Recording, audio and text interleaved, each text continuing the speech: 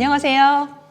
저는 오늘 여러분들과 함께할 창업 의사결정 및 적합성 검토를 주제로 강의를 진행할 김미선 강사입니다. 만나서 반갑습니다. 저는 고려대학교 창업경영대학원에서 창업학을 전공하였고요. 현재는 K-스타트업 예비위원으로 활동하고 있습니다. 오늘 이 강의는 온라인 녹화 강의예요. 따라서 제가 여러분들께 이거 뭐예요? 저거 뭐예요? 라고 질문을 못 드려요. 강의 중간중간에 잠시 멈춰주세요 라는 부분이 나오면 영상을 잠시 멈추고 강의 내용을 스스로 생각해 보시는 시간을 적극 권장드립니다. 오늘 이 강의를 통해서 여러분들은 4가지를 배울 수 있습니다. 첫 번째, 창업과 취업을 비교하면서 연구자들에게 창업이 갖는 고유의 의미가 뭘까라는 것을 이해하시게 됩니다. 두 번째는 창업가의 공통 특성과 연구자 출신 창업가가 가지고 계시는 강점, 함정들을 함께 살펴보겠습니다.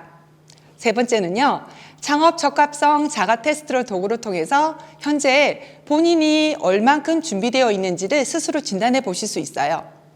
마지막으로 오늘 강의 이후에 창업 아이템 발굴로 이어질 건데요. 이때 질문들을 미리 생각해 보는 시간을 좀 가질까 해요. 오늘 강의를 통해서 여러분은요, 나는 창업할 의지가 있을까? 그리고 나는 준비가 되어 있을까? 라는 것을 생각해 보실 수 있어요. 자, 그 첫 번째 질문이에요. 왜 취업 대신 창업일까?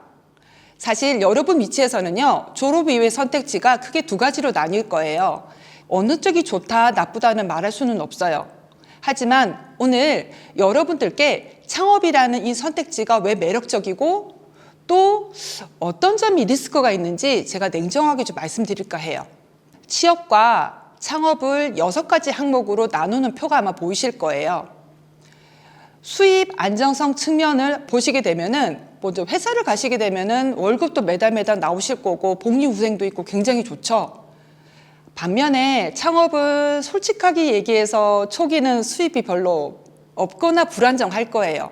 하지만 성공했을 때 취업보다는 훨씬 큰 경제적 보상을 기대할 수 있습니다.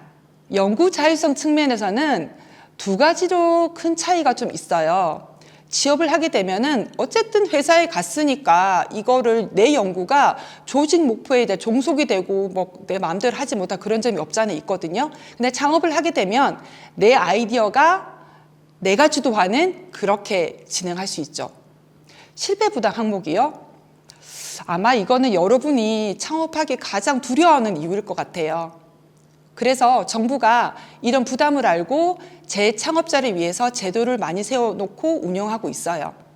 성장 속도 측면에서는요, 취업일 때는 조직 승기 체계에 좀 따르고 있지만 창업일 때는 성과에 따라서 급속 성장도 가능하고 단기적으로 인적 네트워크나 경제적 이익을 얻을 가능성이 높아요. 사회적 임팩트 측면에서는 사실 제 기여도가 조직의 기여도에 종속이 되어서 이게 있는지 없는지 이렇게 헷갈릴 수 있어요.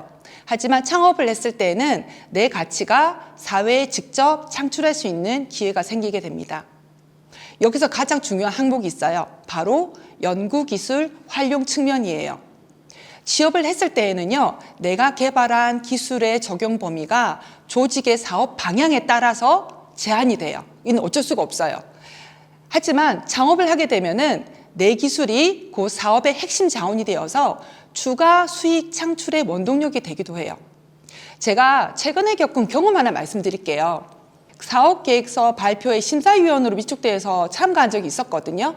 그때 참가하신 대표님들 중에서 본인이 연구하신 주제로 사업 아이템을 선정하신 대표님이 2분 계셨었어요.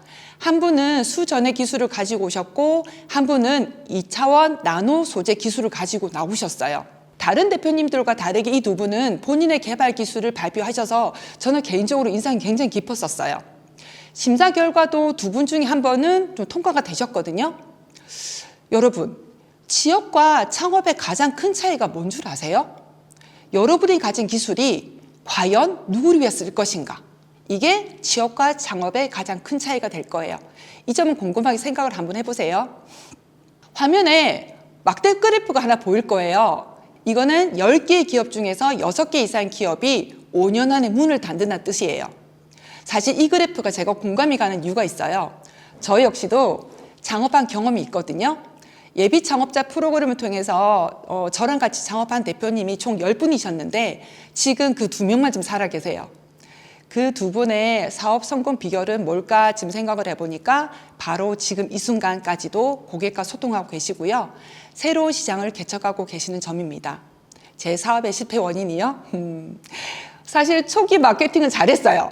잘했는데 중간에 제가 포커싱을 잘 못해가지고 좀 힘들었고, 또 하나는 그 다음에 제가 아마 다음 아이템을 제가 개발을 못했어요.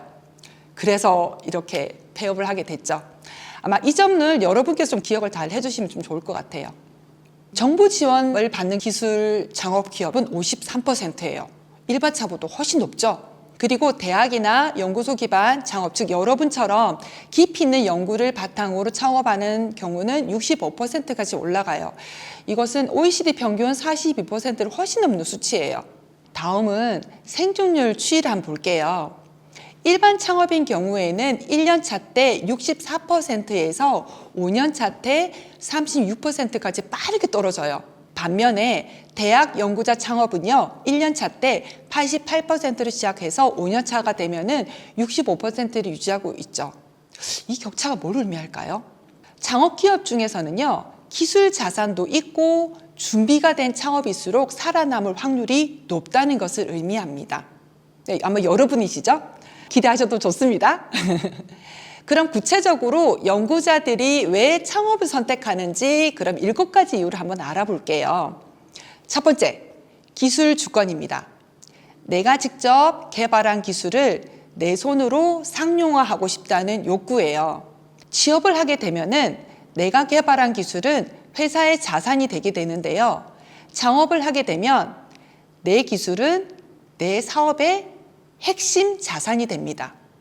두 번째는 문제 해결 욕구예요. 연구를 좀 하다 보면 현실에서 아직 해결하지 않은 문제를 발견하게 되는데요. 이 기술이 현장에 쓰인다면 얼마나 좋을까라는 것이 창업의 씨앗이 되게 됩니다. 실제로 제가 만나본 연구소 출신 대표님들에게 대표님, 창업 왜 이렇게 됐어요? 하고 제가 여쭤봤거든요. 그랬더니 연구실에서 개발한 아이템들을 좀 만들어서 사람들한테 보여주고 싶었어 라는 거를 얘기를 많이 해주세요. 그래서 창업하게 되었다라고 얘기를 많이 해주십니다. 자, 세 번째는 경제적 보상이에요. 기술 기반 스타트업은 지적재산권이 기업의 가치를 좀 만들게 되는데요. 이 지적재산권에 인한 보상은 지원받는 차원이 달라요. 실제로 지적재산권이 있는 기업이랑 없는 기업의 차이가요, 사업 확장 측면에서 크게 차이가 나니까 사업 실행편에 좀 집중적으로 한번 들여보세요. 자, 그리고 네 번째는 정부 지원 생태계예요. 팁스, 창업 중심 대학, 연구 기업 제도 등 연구자 창업을 위한 지원 인프라가요, 어느 때보다 많이 풍부하게 갖추어져 있어요. 그 중에서 제가 팁스를 좀 소개시켜 드릴게요. 팁스는 중소벤처기업부가 주관하는 대한민국 대표 민간투자 주도형 창업지원 프로그램이에요. 이 프로그램의 핵심은 민간 전문 투자자가 먼저 유망한 기업을 골라서 투자를 하고요. 정부가 대규모 연구개발 자금을 매칭하여 얹어주는 방식이에요. 국내 딥테크와 IT 스타트업 기업들이 가장 권위 있게 생각하는 성공의 등용문으로 불리고 있습니다. 다섯 번째요, 딥테크 창업의 시대예요. AI, 바이오, 소재, 에너지 분야에서 기술의 깊이가 핵심 경쟁력이 됩니다. 여러분들처럼 석사, 박사 연구자님들이 가장 유리한 출발선에 서 있게 되죠. 여섯 번째는 자율성과 주도성을 둘 수 있어요. 조직의 방향과 충돌 없이 내 비전을 실현할 수 있다는 점이 많은 연구자님들을 창업으로 이끌고 있어요. 마지막으로 롤 모델의 증가입니다. 크래프톤, 메디블록, 수아랩처럼 연구실 출신 창업 성공 사례가 점차 늘고 있으면서 나도 할 수 있어! 라는 기준이 생기고 있어요. 크래프톤 장병규 의장님을 좀 소개를 해드리자면 이분은 연구실 출신 창업의 대표적인 사례로 설명드릴 수 있는데요. 대학 연구실을 거점으로 우수한 공학 인재들과 네트워크를 형성을 하셨고요. 실제로 비즈니스도 연결을 지으셨어요. 그 시작은 1997년 연구실 옆 창고에서 카이스트 선후배 7명과 함께 네오위즈를 공동 창업을 하셨어요. 이후 초기 벤처 투자사 본 엔젤스를 거쳐서 2007년 블루어 스튜디오, 현 크래프톤을 설립을 하셨죠. 제가 연구실 출신 창업에 관한 영상을 두 가지 더 소개해 드릴 텐데요. 첫 번째 영상은요, 기초과학 창업으로 기술 수출에 성공한 기업에 대한 KBS 뉴스 영상이고요. 두 번째는요, 의사를 그만두고 IT 회사를 창업한 메디블록 이은솔 대표의 인터뷰 영상입니다. 메디블록 영상은요, 연구자의 전문성이 어떻게 창업으로 이어질 수 있는지 직접 보여주는 사례를 볼 수 있어요. 사실 메디블록은요, 연구실 창업이라기보다는 IT랑 전문의 현장 경험이 결합된 융합 창업이라고 볼 수 있어요. 이 기업의 창업 배경은요, 2017년에 의료 현장에 낙후된 데이터 시스템의 문제를 좀 느끼고 블록체인 기술을 활용해서 환자 중심 의료 정보 플랫폼 메디블록을 고우균 대표님과 함께 공동 창업한 케이스예요. 특징은 의료진이 느낀 현장의 페인 포인트를 본인의 핵심 역량이 컴퓨터 공학과 소프트웨어 개발 능력으로 해결한 경우죠. 영상을 보시면서 저 사람은 나와 뭐가 다르지? 라기보다는 저 사람과 나는 무엇이 같을까를 생각하시면서 영상을 보시기 바랄게요. 화면을 잠시 멈추고요. 하단에 유튜브 주소 나오거든요. 이때 같이 보시면서 시청해 주시길 바랄게요. 자, 이제 두 번째 주제입니다.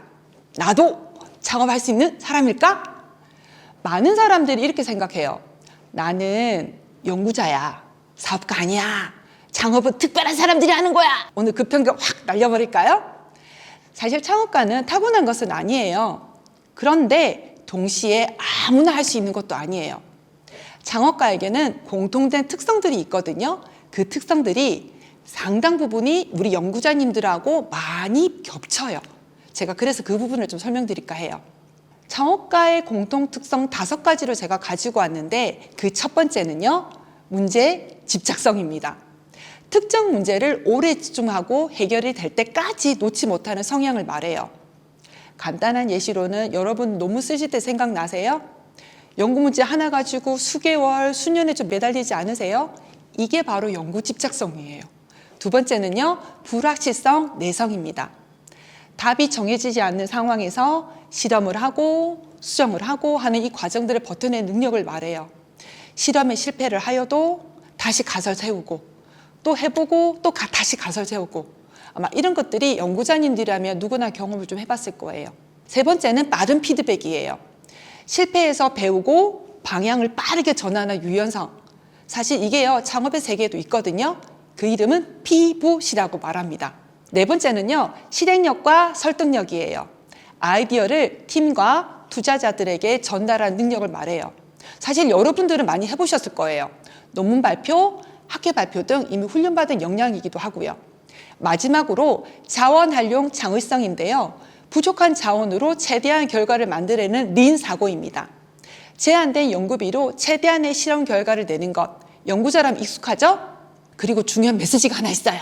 창업을 하게 되면 영업도 해야 되고 마케팅도 해야 되고 재무도 해야 돼 라고 생각을 하시는데요. 사실 이거는 타고나는 것은 아니에요. 후천적으로 학습이 가능한 영역이거든요. 그래서 지금 당장 없어도 괜찮으니까 너무 걱정하지 마세요. 자, 이제 더 솔직한 얘기를 해보려고 해요. 연구자 출신 창업자의 강점이랑 함정이에요. 우선 첫 번째 강점부터 말씀드릴게요. 첫 번째 강점은 연구자님들이 가지고 계신 깊은 기술력이에요. 이거는 경쟁자가 단기간에 따라올 수 없는 기술적 해자가 돼요. 두 번째 강점은 문제 정의 능력이에요. 이거는 여러분이 논문을 쓰시면서 단련된 문제 구조화 능력이 창업 아이템을 정의할 때도 매우 강력한 무기가 될 거예요. 이 문제는요, 제가 사업계획서 평가 나가면서 많이 느끼는 부분이거든요. 평가를 나가면은 어떤 대표님들은 사업 계획서를 그냥 서술형으로 써오신 분이 계세요. 어떤 대표님들은 핵심을 중심으로 요점만 정확하게 써오신 분도 계시고요. 심사하는 입장에서는 서술형보다는 구조화된 문서가 평가하기가 쉬워요. 그러니 여러분들은 강점을 미리 가지고 계시다고요. 자, 세 번째 강점은 데이터 기반 사고입니다. 감이 아닌 근거로 의사결정하는 습관을 말해요. 이는 투자자가 가장 좋아하는 특성이고요. 사업계획서 심사 때요, 탈락되는 가장 큰 부분이 근거 없는 데이터예요. 자, 네 번째 강점은 인내심과 끈기입니다. 실험의 반복, 실패를 견디는 경험이 창업에서 수많은 좌절을 버틴 힘이 될 거예요. 마지막으로 지적 네트워크인데요. 여러분 곁에 계시는 교수님 그리고 선배 연구원님들이 협업의 자산이 돼요. 여러분, 창업에는 이런 말이 있어요. 혼자 가면 빨리 갈 수 있지만 함께 가면 멀리 갈 수 있다는 말이 있어요. 여러분, 동료들과 함께 멀리 가시길 바랄게요. 자, 이제 조금 말하기 어려운 거 얘기해 볼까요? 함정이에요. 솔직하게 말해서 첫 번째 함정은 여러분들의 완벽주의입니다. 조금만 더 연구하면이란 생각으로 시장 출시를 계속 미루는 거죠. 창업에서는요, 완벽한 제품보다는 빠른 시장 검증이 더 중요하거든요. 두 번째는 기술 중심 편향이에요. 고객이 원하는 것보다 기술 자체의 완성도에 집착하는 경향을 말해요. 세 번째는요, 시장 언어의 미흡이에요. 아이템 설명회나 투자 유치할 때 여러분들이 익숙한 논문 언어로 고객이나 투자자들에게 설명하는 걸 얘기하는데요. 고객은요, 여러분, 논문 리뷰어가 아니에요. 잊지 마세요. 자, 네 번째 함정은요, 리스크 회피 성향이에요. 안정적인 연구 환경이 익숙해진 사고방식이 창업의 불확실성을 발목을 잡힐 수 있어요. 자, 이제 마지막 함정은요, 실행 속도 저하입니다. 분석과 검토에 많은 시간을 투자하시면서 출시 시기를 놓치는 경우가 아마 창업 세계에는 좀 많이 있는 경우예요. 자, 화면에는 스티븐 블랭크의 말이 있어요. 이분은 린스타트 창업 방법론의 창시자이기도 하고요. 가장 위험한 창업가는 기술도 없고 실행도 못하는 사람이 아닙니다. 기술은 있는데 고객의 목소리를 듣지 않는 사람입니다. 여러분, 이 말 어떻게 들리세요? 여러분은 기술은 있어요. 그러면 남은 과제는 고객의 목소리를 듣는 연습 아닐까요? 영상 하나 더 소개시켜 드릴 텐데요. 이 영상은 기업가 정신에 관한 영상이에요. 이미지에 나오시는 분은 하버드와 컬럼비아 대학에서 활동을 하신 다니엘 아이젠버그 교수입니다. 이 영상의 메시지는 기업가 정신이란 특별한 자질이 있는 게 아니라 훈련하고 배울 수 있는 역량이라는 내용을 담고 있어요. 영상을 잠시 멈추고요. 하단에 유튜브 주소 보이시죠? 이거 확인하시면서 동영상 시청해 주세요. 이제 오늘 강의의 핵심인 창업 적합성 자가 테스트입니다. 제가 설명하는 시간이 아니라 여러분들이 스스로 자신을 들여다보는 시간이에요. 지금 테스트표가 좀 나올 거거든요. 그 영상을 잠시 멈추고 자신의 상태를 체크를 하고 점수를 체크하시면 돼요. 각 영역별로 네문항이 이루어져 있고요. 각 문항마다 최대 5점, 1점은 전혀 안 그래요, 5점은 매우 그렇다라고 보시면 돼요. 자, 테스트는 현재 본인이 나는 창업 적합성이 얼마나 맞을까라는 파악하는 데 목적을 두고 있으니까 보시고 확인하시면 좋을 것 같아요. 자, 준비되셨나요? 영역 A, 기업가적 마인드셋에 관한 문항이에요. 영상을 잠시 멈추고 해당 문항에 점수를 부여해 주세요.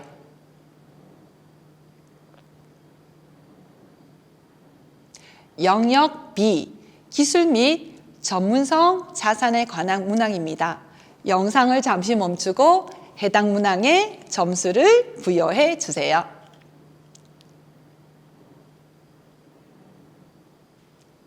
영역 C, 시장 및 고객 감각에 관한 문항입니다.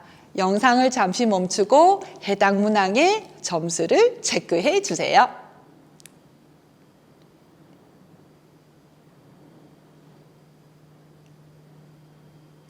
영역 D, 실행력과 자원 동원력에 관한 문항입니다. 영상을 잠시 멈추고 해당 문항에 점수를 체크해 주세요. 영역 E, 창업 의지 및 방향성에 관한 문항입니다. 영상을 잠시 멈추고 해당 점수에 체크해 주세요. 이제 총점을 한번 확인해 볼게요. 점수가 20점에서 49점 사이 분들은요, 탐색 단계라고 볼 수 있어요.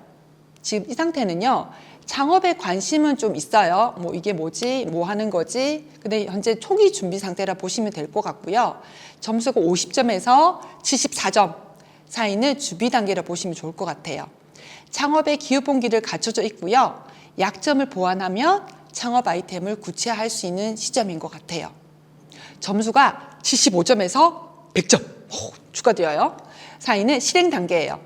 창업 준비 수준이 높은 단계이고요. 여기서 중요한 게요. 총점이 아니에요. 어떤 영역에서 낮게 나왔는지 확인을 해보시고요. 낮게 나온 영역은 앞으로 집중적으로 채워나갈 과제로 보시면 좋을 것 같아요. 제가 오늘 이 자료를 준비하면서 도움이 될 만한 사이트와 도서를 좀 가지고 왔거든요. 이거 보시고 나서 아마 좀 찾아보시고 체크해 보시면 좋을 것 같아요.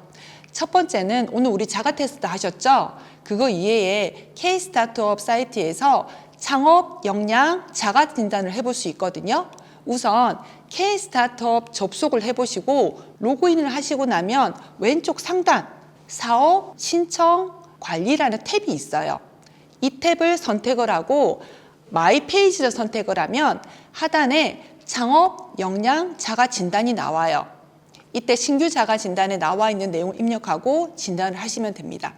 그리고 책 소개시켜 드릴 텐데요. 제가 2권 가지고 왔어요.